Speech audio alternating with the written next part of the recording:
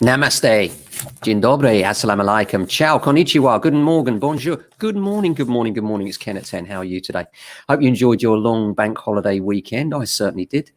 Lots of work on my partner's new hobby, the train set. Some of you will have seen on my Facebook feed or Insta. And yeah, just nice to be away, refresh a bit, get some time out, do some running bits and pieces, refresh, reflect, get back to the office, and get back to selling houses and renting houses, get back to the business, which we always love. I love to come back to work. It's good. I'm very, very lucky. Always consider myself privileged that I love what I do. And, got a great team of colleagues as well, some of whom are on holiday this week. It's always good to see them back again and, thinking about strategy, how we're going to get all the offers in, how we're going to get new instructions, what we're going to do to make sure the business is improved and we do the best we can for all of our clients and customers. So how are you? Hope you had a good one. A few bits of news today on the property side. As far as the market's concerned, it's been a little bit quieter, as you'd expect. Bank holiday weekends, some people think it's going to be terribly busy with people viewing over the bank holiday. And our experience is the opposite. And most families take the opportunity because it is the last of the summer. I know summer doesn't officially end until nearly the end of September. But realistically, for most of us, the end of August marks the time when we get back to the office, even if virtually so, and the end of the holidays. So, Saturday, the 31st of August for some of us. And certainly what happened to the summer anyway? We kept talking about this Indian summer. Let's hope that September brings better weather, because certainly so far we've seen none of it here in London anyway. So let's look at the news. An article in City AM says a shortfall of 225,000 homes for sale. And it says the asking price for the average home is now £21,000 higher than 6 months ago. The average price tag has jumped to a new record high for the fourth month in a row, reaching £338,000 in July, according to Rightmove. The website said the first half of this year was the busiest it's ever recorded, with the first half of 2021 seeing 140,000 more sales being agreed and 85,000 fewer listings than the long-term average. That surge in activity has triggered a shortfall of 225,000 homes for sale. And the average number of available properties per estate agency branch is now a record low of 16 properties, compared with a longer term average of 31. Rightmove said detached homes with 4 bedrooms or more are facing the biggest imbalances, having seen a surge of 39% in the number of sales being agreed and a drop of 15% in the number coming onto the market. And certainly we're finding that, the medium size and the larger homes, the demand for those has certainly been driven higher on a lack of availability. Anything that comes up seems to be getting quite a lot of action quite quickly. And then next article from Reuters, the price surge has peaked out, but affordability issues remain.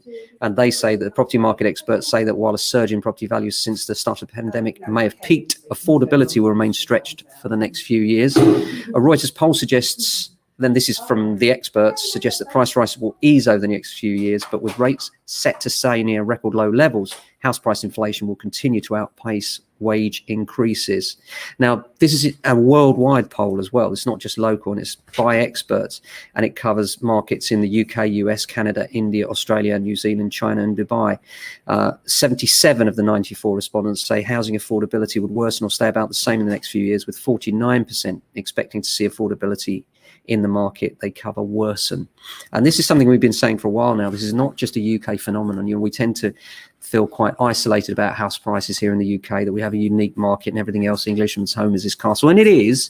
But there are other markets that are mature in the world as well, such as the US market and certainly a lot of Europe. And those markets have experienced the same sort of booms that we've experienced, not in the same level because they haven't had the June incentive that we've had, with a huge saving of £15,000 up to the end of June this year due to the stamp duty incentive. But now that's gone, and now we've got one more month to take advantage of that £2,500 incentive. A lot of people will be driven by that, even though it's not massive. It's big enough to want, isn't it? So, if you've got your sale going through at the moment, no doubt you're targeting the end of September as trying to get there and save that £2,500 on the purchase of your next home. An article in the Telegraph says increase the value of your house by, wait for it, drum roll, knocking it down. The phenomenon known as tear down. This is buying a property to use simply as a site for a new home. It was once confined to a handful of enclaves, and is now spreading. For an increasing number of homeowners, their properties could be worth more if torn down, as it is the land that holds the value, Andrew Crowley, agent, suggests. There are 4 key tear down locations: the seaside, London's commuter belt, affluent northern beauty spots, and individual millionaire rows in towns and cities around the UK. Properties that lend themselves to tear downs have two main things in common: a great location and a good sized plot of at least a quarter of an acre in a town or city, or a couple of acres in the country. And this is interesting because, with building costs going up, you'd imagine that the idea of not tearing down wouldn't work so well, but actually people are still doing it. And the problem with it is that, first of all, you've got to buy the house with the plot. By the time you've done that and then demolished it, and the costs of rebuilding are substantial. But having said that, it's so easy to exceed the new build costs because there are savings, there are economies in doing everything in one hit, as opposed to doing extensions on an existing house, which can take a similar amount of time for a large extension and cost a similar amount of money. So it's well worth, if you're considering a large extension project, looking at the cost of demolishing and rebuilding if you're in a detached building particularly, because the cost can be surprisingly similar if you can find a good builder and the supplies materials at reasonable costs, and pin it down and make sure that you don't get huge increases halfway through, because builders are so busy right now. We're hearing lots of stories of builders abandoning sites halfway through works and people getting stuck with no roof and needing a new builder, and all the builders are busy, and all good builders are busy right now. So it's certainly a frustrating phenomenon for a lot. Government funding has been announced for 120,000 affordable homes. Housing Secretary Robert Jenrick has announced that £8.6 billion of government funding will be distributed by Homes England and to the Greater London Authority to deliver almost 120,000 new affordable homes and help more young people onto the housing ladder. Jenrick said that 57,000 homes will be delivered for shared ownership, along with almost 30,000 for social rent, 6,250 shared ownership, rental homes in rural towns and villages with populations below 3,000, while the remainder will be available for affordable rent. And that's typically not necessarily affordable, really, to be totally honest. It's 80% of the market rent of the day in any given area. Of the total, £5.2 billion of funding will be distributed by Homes England. And that's in most of the newspapers today, from the Express to the Mail, the Mirror. Today's parents are as likely to be renters as homeowners. And this is the challenge, isn't it? Young people today are just as likely to become parents while living in private rented as they are whilst owning their own home. And this is according to the Centre for Population Change at the University of Southampton. It says their findings show a shift from previous eras when parents were more likely to be homeowners. And of course, the stability that homeowning allows you is unmatched, really, in the private rented sector, because you can be given notice at any time. And it does mean that the stability for young families is severely affected. And that's an absolute tragedy. And that's why people need a hand up in more ways than they're currently getting, particularly with regard to deposit, and particularly with regards to lenders allowing people that are shown to be affording large rents, that they reflect that in their ability to buy properties, because so often we have great tenants that are paying very large rents and can't get the equivalent mortgages due to the very strict criterion laid down by lenders. Apart from that, what else have we got today? Planning changes could be the death of high streets. Yeah, well, but have we got any high streets anymore? They're all dying, aren't they?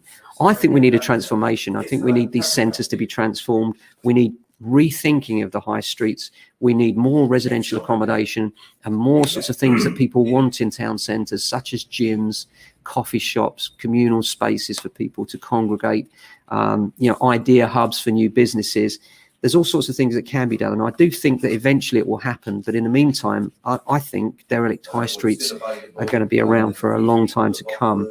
And the Daily Telegraph looked at the impact of the expansion of permitted development. And it means that commercial buildings, including shops, restaurants and gyms, can be converted into homes without planning permission. While the change was intended to improve both supply of housing and help revitalise, it says it could lead to many high streets being severely curtailed. Camden's assessment is that rather than strengthening the high streets, which are facing a difficult period, it will be the death of many of them. I think many of them have died anyway, haven't they? Very hard to find a secondary parade these days that isn't plagued by vacant shops, isn't it? 5% mortgages make up just 1% of loans, and that's according to the online broker Trussell in the Daily Mail. And that's despite their return being held by the government as a way to turn a generation rent into generation buy. In July, just 1 in 100 mortgage completions on its books were for buyers with a 5% deposit. Trussell said it had a high level of inquiries, about 5% mortgage this year, but it peaked in March when the government's mortgage guarantee scheme was announced. This suggests many first-time buyers are not able to qualify for one based on their finances. And again, it reflects back to what we were saying earlier on, doesn't it? Second jobs pay for mortgage deposit. Well, there's no surprise there. People these days, more than one job is common in my experience of many of our clients, and they're using that second job in order to fund enough money to get that deposit. So yeah, that's it for today's news. In terms of what's going on, the weather here, it's looking a bit overcast really. And the last day of August, I know it's not the end of the summer, but it kind of feels like it, doesn't it? Which is always a frustrating time. You think, well, what happened to all that sunshine we were supposed to get? Just hope we get some in September. At the moment here, it's overcast. Looks like it's spitting, probably going to rain for most of the day. Bit of a boring day weather-wise. Apart from that, busy today with some good take on, some great stock coming through, I'm pleased to report, and lots of sales to progress, a few maintenance jobs. We had a serious pipe burst over the weekend as well, so I've got to deal with that too. So thanks for watching. That's it for the day. Look after your family and friends. We'll be back same time tomorrow with another Ken at 10. Until then, ciao.